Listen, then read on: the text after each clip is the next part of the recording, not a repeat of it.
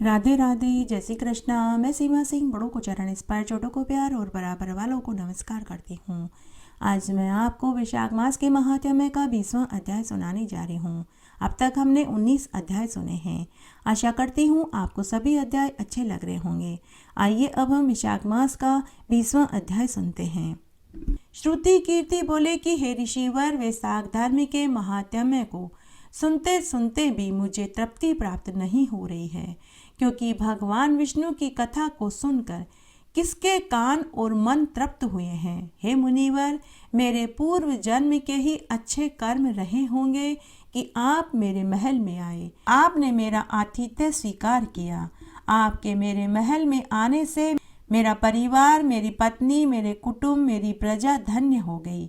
हे मुनिवर, आपके मुखारविंद से अमृत रूपी विष्णु कथाओं का पान करके मैं कृतकृत्य हो गया। हे ऋषिवर, अब मुझे किसी चीज की कोई इच्छा नहीं रह गई है। हे मुनिवर, आप मुक्ति और भुक्ति के दाता भगवान विष्णु को प्रसन्न करने वाले दिव्य धर्मों को सुनाइए। मेरी सुनने की अपार इच्छा है।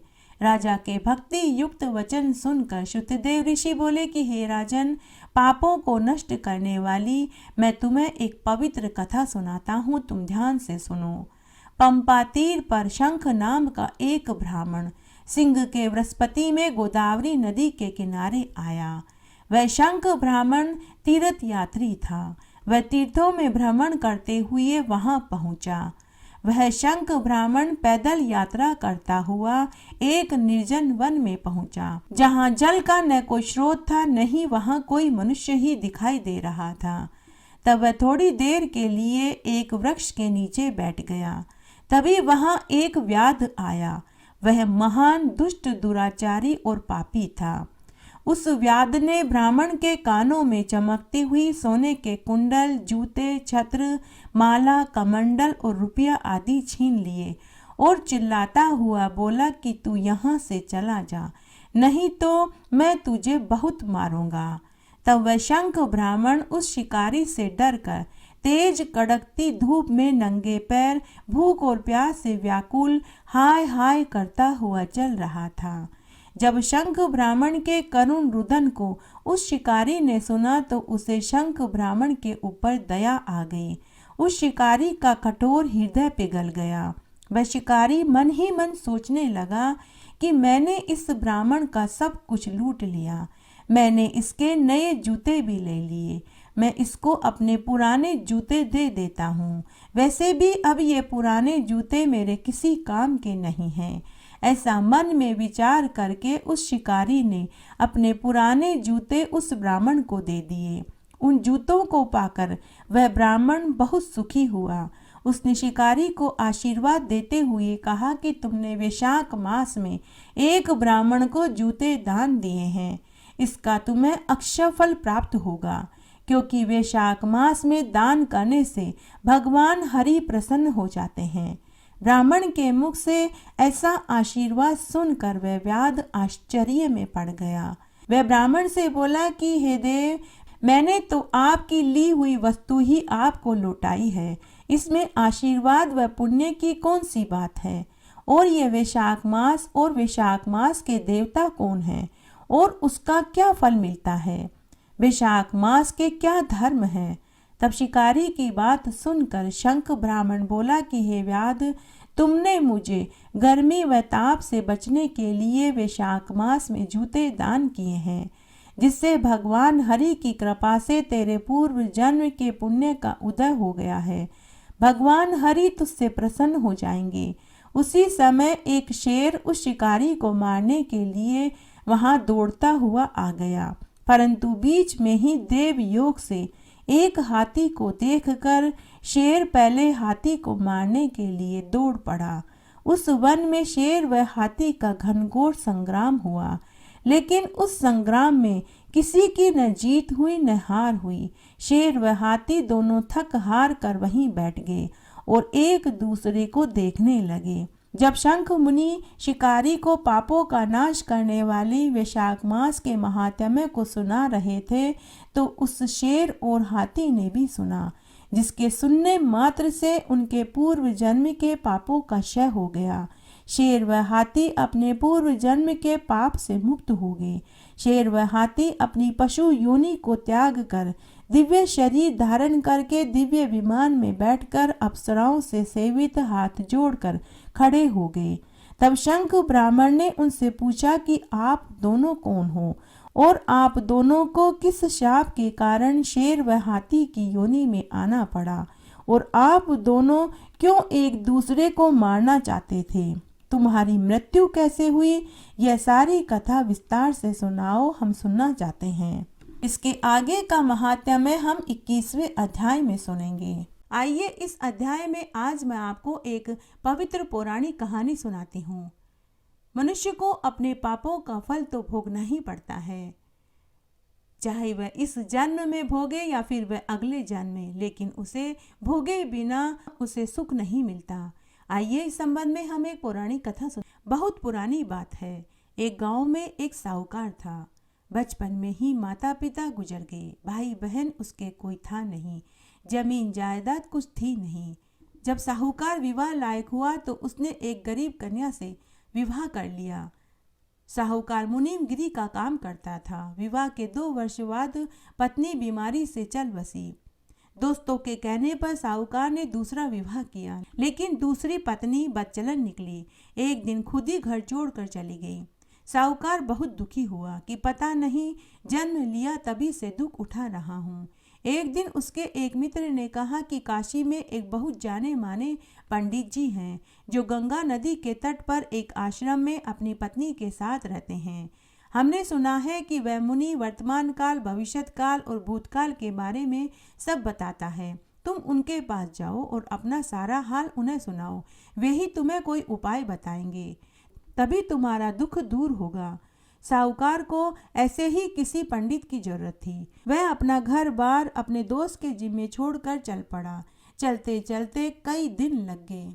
तब वहां जाकर उसने लोगों से पंडित के बारे में पूछा तो सभी बोले कि हाँ, वे पंडित जी सत्य बताते हैं, लेकिन उनके घर जाना और उनकी पत्नी का व्यवहार सहन करना बड़ा ही कठोर काम है। तब साहूकार बोला कि ऐसा भी क्या है? तब लोगों ने कहा कि अरे भाई, इसे पंडित के पास जाने दो, इसे खुद पता चल जाएगा। तब साहूकार बोला कि वे पंडित जी वर्तमान, भूतकाल, भविष्यत काल के बारे में सही तो बताते हैं या नहीं? तब एक व्यक्ति ने कहा कि अरे भाई, वह पंडित तो त्रिकालदर्शी है। आज तक उसने जिसको भी जो कहा है वह सही निकला है। तब साहूकार खुश हो गया कि अब उसके दुख का निवारण बहुत जल्दी हो जाएगा। तब साहूकार मुनि के आश्रम में पहुंचा। मुनि एक पेड़ के नीचे चबूतरे पर आलती पालती मारकर आंखें बंद करके माला फेर रहे थे और मंत्रों का जाप कर रहे थे। साहूकार वहां पहुंचा और मुनि को प्रणाम किया। मुनि ने साहूकार को बैठने का इशारा किया। तब पंडित जी माला फेर चुके तो उन्होंने साहूकार से पूछा कि अरे भाई, तुम कौन हो और यहाँ क्यों आए हो? मुझसे तुम्हें क्या चाहिए? तब साहूकार ने अपने आने का कारण बताया। तभी वहाँ पंडित जी की पत्नी आ गई, जो साध्वी की पोशाक पहने हुए थी, और वह पंडित जी को गालियाँ देने लगी। पंडित जी अपनी पत्नी से कुछ नहीं बोले, सिर्फ मुस्कुराते रहे। तब साहूकार बोला कि हे पंडित जी महाराज, आपकी पत्नी आपको इतने कठोर वचन बोलकर चली गई, फिर भी आप मुस्कुरा रहे हैं। आप मेरा क्या बताएंगे? आप पहले मुझे अपना वर्तमान, भूतकाल और भविष्यत्काल बताइए। तब पंडित ने कहा कि ठीक है भाई, तुम मेरे ही पूर्व जन्म के बारे में सुनो, शायद इससे तुम्हारी भी परेशानी का हल निकल जाए। तब पंडित ने कहा कि पूर्व जन्म में मैं विष्णुदत्त नाम का एक प्रतापी राजा था। मुझे अपने ताकत पर अभिमान था। मेरे कोष में कुबेर के समान धन भरा हुआ था। मेरे घर अमीर जमींदारों व व्यापारियों का हमेशा जमघट लगा रहता था। शराब, मांस, मदिरा की दावत चलती रहती थी। मेरी यही पत्नी पूर्व जन्म में मेरी रसोइया मंगलू राम थी। तब एक बार की बात है, मेरे महल में रोज की तरह भोज का आयोजन था। उस दिन गलती से रसोइये ने खीर में नमक डाल दिया। मेरे मेहमानों ने जैसे ही खीर खाई तो सभी ने मेरा अपमान किया। तब मैंने घमंड में भरकर अपने अपमान का बदला रसोइये से इसके दोनों हाथ कटवा कर लिया। मैंने पहरेदारों को हुक्म दिया कि इसके दोनों हाथों को काट दो। मेरे इस आदेश से मंगलू राम के दोनों हाथ चले गए। तब मंगलू राम ने भी इसका बदला मुझसे लिया। इसने मेरे दोनों राजकुमारों को तालाब में धक्का दे दिया, जिससे मेरे दोनों राजकुमार मृत्यु को प्राप्त हो गए। इसलिए इस जन्म में यह रसोइया मेरी पत्नी बनी और मेरे बच्चों की हत्या करने से इस जन्म में इसे औलाद का सुख नहीं मिला। मेरी गलती यह थी कि मैंने रसोइये को उसका पक्ष रखने का समय दिए बिना ही उसके हाथ कटवा दिए। लेकिन जब बाद में मुझे असलियत पता चली तो मुझे बड़ा पश्चाताप हुआ। मेरे पश्चाताप करने के कारण मुझे इस जन्म में पिछले जन्म की सभी बातें याद थी। तब साहूकार बोला कि अच्छा पंडित जी महाराज, यह बात है, अब आप मेरे दुख को दूर कीजिए। तब पंडित ने कहा कि अरे तुम पूछोगे नहीं कि मुझे क्या असलियत मालूम हुई। तब साहूकार ने कहा कि हाँ पंडित जी महाराज, बताइए कि आपको क्या असलियत मालूम चली थी। पंडित ने कहा कि तब मुझे पता चला कि मेरे मंत्रीगण में एक मंत्री मुझसे ईर्ष्या रखता था। उसने शक्कर वाले डिब्बे में नमक डाल दिया था, जिससे रसोइया पहचान न पाया। तब साहूकार बोला कि फिर तो आपने उस मंत्री को सजा जरूर दी होगी।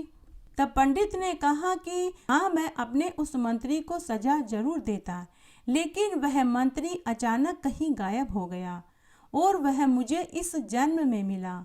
साहूकार बोला कि कौन है वो और अब कहाँ है। तो पंडित ने कहा कि वो मेरे सामने बैठा है और वो तुम हो, जो पिछले जन्म के कर्मों का फल इस जन्म में भुगत रहे हो।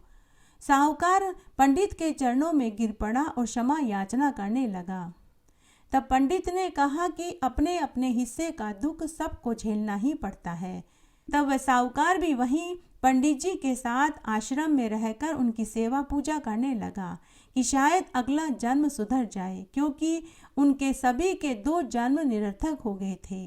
पापों का फल तो भोगना ही पड़ता है। इस जन्म में अगर झूठ चोरी पाप करते हैं तो कई जन्मों तक इसका फल भोगना पड़ेगा। मनुष्य सोचते हैं कि भगवान हमें पूजा करते समय ही देखते हैं।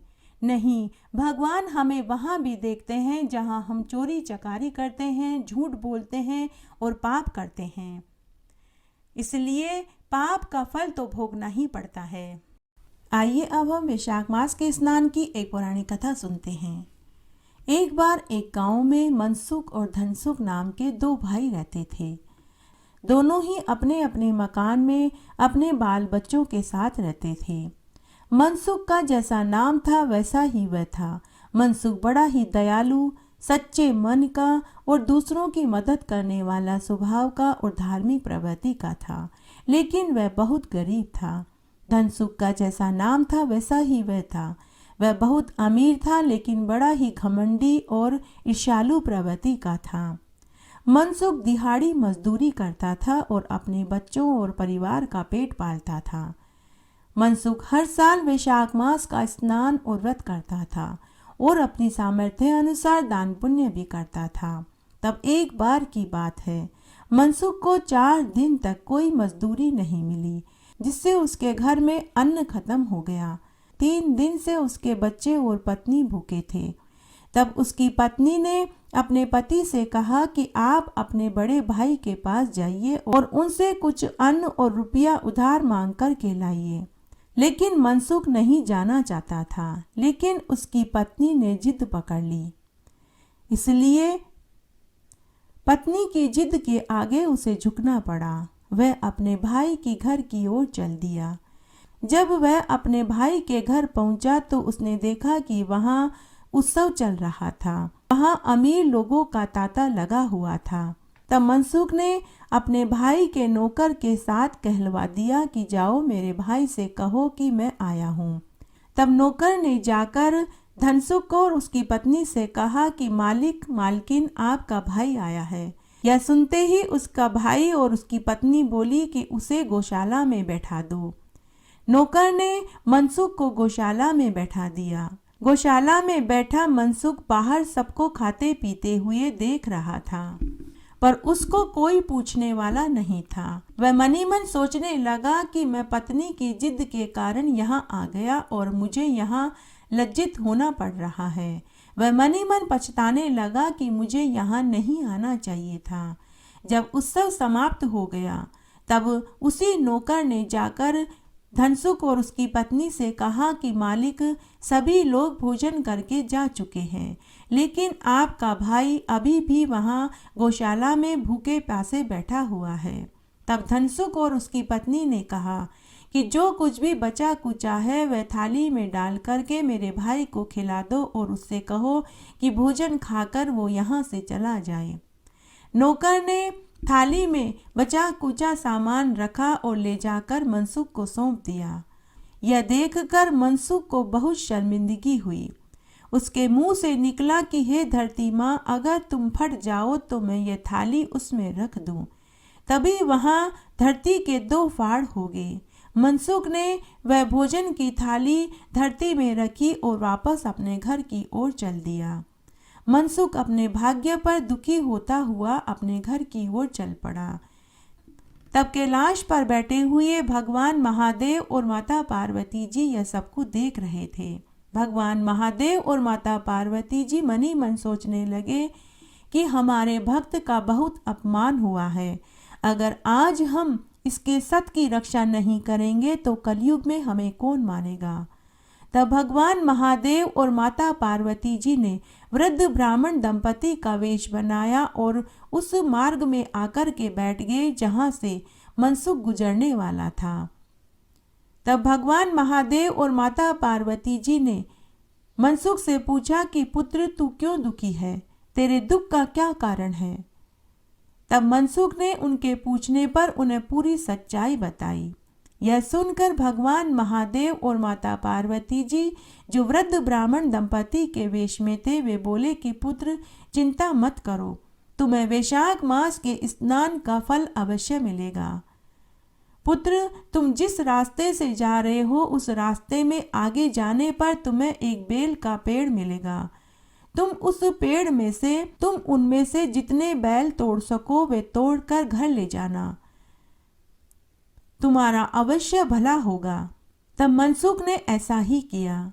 घर पहुंचने पर उसकी पत्नी इतनी बड़ी गठरी देखकर प्रसन्न हो गई और बोली कि मैं न कहती थी कि तुम्हारा भाई अवश्य मदद करेगा।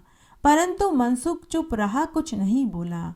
उसकी पत्नी जब गठरी खोलने लगी तो उसमें से सोने के बैल निकले और उन बैलों में रत्न भरे हुए थे। यह देखकर मनसुख आश्चर्यचकित रह गया। वह मन ही मन सोचने लगा कि यह सब कुछ मेरे भगवान ने किया है। तब मनसुख ने हाथ जोड़कर भगवान से धन्यवाद कहा। समय बदला, मनसुख फिर से धनवान हो गया। उधर उसका भाई गरीब हो गया। उसने एक भगवान के भक्त का अपमान किया था तो उसके व्यापार में घाटा हो गया। तब एक दिन धनसुख को पता चला कि उसका भाई मनसुख अमीर हो गया है। तब धनसुख अपने भाई के पास मदद के लिए पहुंचा और अपने भाई के पास जाकर रोने गिड़गिड़ाने लगा। तभी मनसुख ने हाथ जोड़कर धरती माता से कहा कि हे धरती माता, मुझे मेरी अमानत वापस लौटा दो। तभी धरती के 2 फाड़ हो गए और उसमें से वही भोजन की थाली बाहर निकली। इस बार उसमें भोजन की जगह सोने चांदी भरे हुए थे। मनसुख ने वह थाली अपने भाई की ओर बढ़ा दी। उस थाली को देखकर उसका भाई बहुत लज्जित हुआ। उसने अपने भाई से अपनी गलती की क्षमा मांगी। मनसुख बड़ा ही दयालु था। उसने अपने भाई का अपराध क्षमा कर दिया और अपने भाई को धन देकर उसकी मदद करी। मनसुख से सहायता पाकर धनसुख फिर से अमीर हो गया, परंतु अब उसमें पहले जैसा घमंड नहीं रहा। घटती हो तो पूरी हो, पूरी हो तो परवान चढ़े, भूले बिसरे नाम तेरे भंडार में भरे। इस तरह कहते हैं कि वैशाख मास का स्नान, व्रत और दान पुण्य कभी भी व्यर्थ नहीं जाता। इसका फल एक न एक दिन अवश्य मिलता है। जैसा कि मनसुख को मिला, भगवान वैसा सबको दे। आइए अब हम वैशाख मास के स्नान की एक पौराणिक कथा सुनते हैं। एक बार एक राजा था। वह बड़ा ही प्रतापी, दानी, धर्मात्मा प्रवृत्ति का था। उस राजा के एक बहुत सुंदर पतिव्रता, गुणवती, धार्मिक प्रवृत्ति की रानी थी और उस राजा के 4 आज्ञाकारी पुत्र थे। उसके राजकोष में बहुत धन दौलत, सोने चांदी के भंडार भरे हुए थे। उसकी चतुर्गनी सेना, हाथी, घोड़े, ऊंट सभी थे। उसकी प्रजा भी सभी तरह से सुखी थी। एक दिन उस राजा के मन में बैठे बैठे यह विचार आया कि मैं बड़ा ही भाग्यशाली इंसान हूँ। मुझे किसी चीज की कोई कमी नहीं है। मैंने अब तक सुख ही भोगा है, दुख क्या होता है यह मैंने देखा भी नहीं है। मैंने ऐसा कौन सा कर्म किया जिसके कारण मैं एक चक्रवर्ती राजा हूँ। जिस घड़ी, जिस पल, जिस समय मैं पैदा हुआ, संसार में और भी तो लोग पैदा हुए होंगे, फिर उन्हें छोड़कर मैं ही चक्रवर्ती राजा क्यों बना। तब एक दिन राजा ने अपनी राज्य सभा में सभी मंत्रियों, दरबारियों, प्रजा के गणमान्य लोगों को, पंडितों, योग्य महात्माओं को बुलाकर अपने मन का सवाल पूछा, लेकिन कोई भी इसका सही जवाब नहीं दे पाया। तब राजा अपने गुरु के आश्रम में गया और गुरु से अपनी मन की बात कही। तब गुरु ने कहा कि हे राजन, मेरे आश्रम से उत्तर दिशा में एक वन में एक महात्मा जी पीपल के पेड़ के नीचे तालाब के किनारे तुम्हें बैठे हुए मिलेंगे। वे ही इसका उत्तर देंगे। तब राजा अकेले ही घोड़े पर सवार होकर उस दिशा में चल पड़ा। आगे वन में जाने के बाद राजा को एक महात्मा जैसा दिखाई देने वाला एक पुरुष मिला जो पीपल के पत्तों को खा रहा था। राजा उसके पास गए और राजा ने अपने आने का कारण महात्मा जी को बताया कि महात्मा जी, जिस क्षण, जिस समय मैं पैदा हुआ, तो उस समय संसार में अनेक लोग और भी तो पैदा हुए होंगे, फिर मैं ही चक्रवर्ती राजा क्यों बना। वह महात्मा जी बोले कि पुत्र, आगे तुम्हें एक व्यक्ति मिलेगा, वही बतलाएगा। तब राजा वहां से भी आगे चल दिया। आगे जाने पर राजा को एक व्यक्ति मिला जो मुट्ठी भर भर कर मिट्टी खा रहा था। राजा को महान आश्चर्य हुआ कि मुझे कैसे कैसे लोग मिल रहे हैं। कोई पेड़ के पत्ते खा रहा है तो कोई मिट्टी खा रहा है।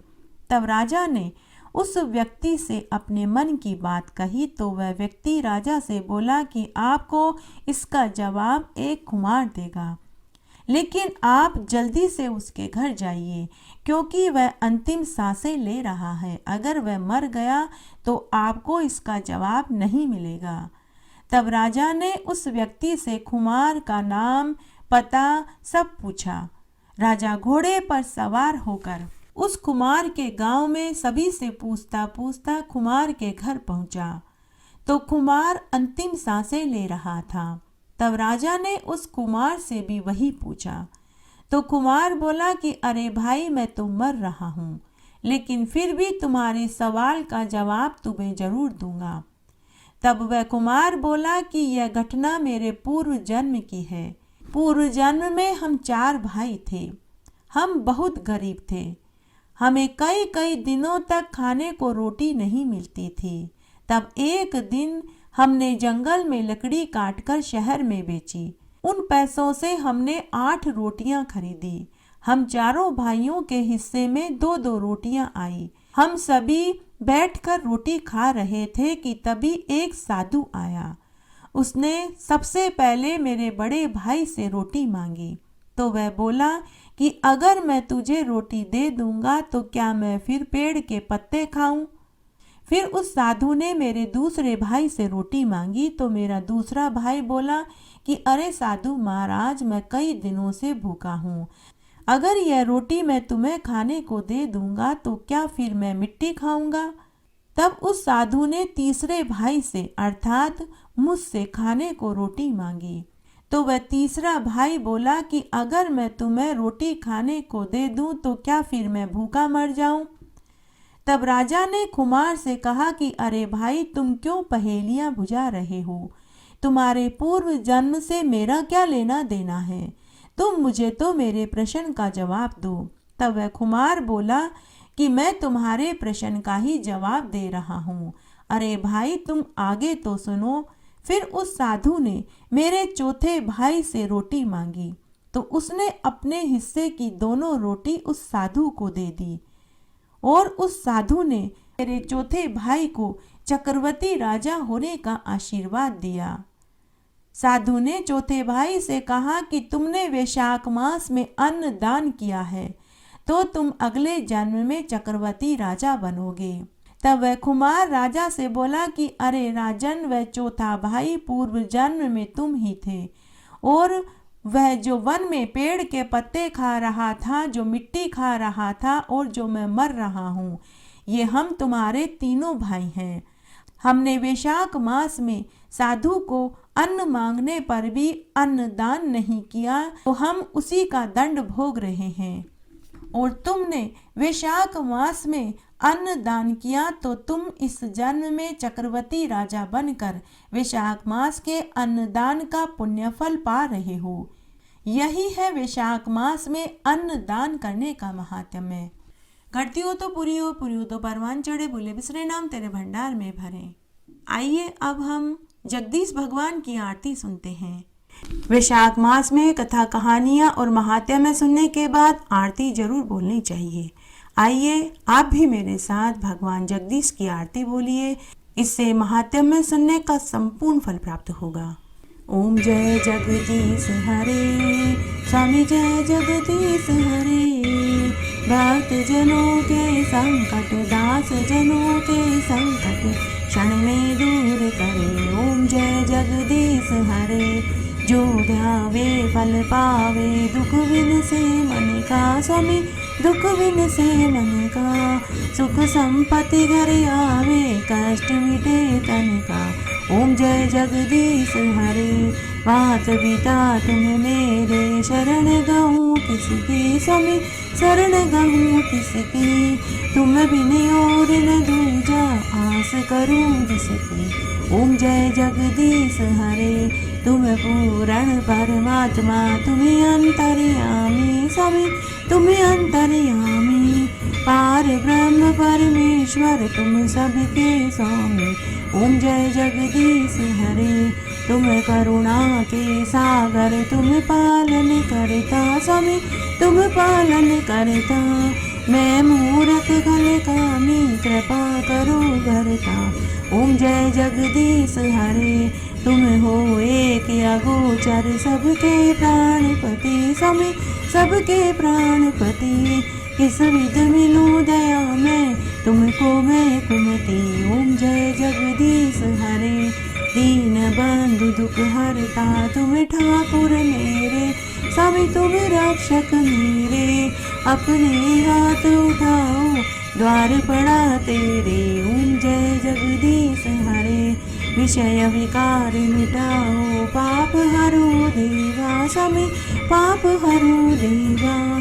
श्रद्धा भक्ति बढ़ाओ, संतन की सेवा। ओम जय जगदीश हरे। तन मन धन सब कुछ अर्पण है तेरा।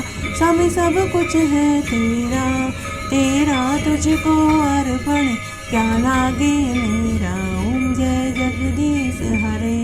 ओम जगदीश की आरती जो कोई जन गावे। स्वामी जो कोई जन गावे, कहत शिवानंद स्वामी, मन वांछित फल पावे। ओम जय जगदीश हरे। ओम जय जगदीश हरे। स्वामी जय जगदीश हरे। भक्त जनों के संकट, दास जनों के संकट क्षण में दूर करे। ओम जय जगदीश हरे। इस तरह आज हमने वैशाख मास का 20वां अध्याय सुना। आशा करती हूँ यह आपको जरूर पसंद आएगा। मेरे साथ बने रहने के लिए आपका धन्यवाद। आगे आने वाली कथा कहानियों के लिए भी आप इसी तरह मेरे साथ बने रहें। धन्यवाद।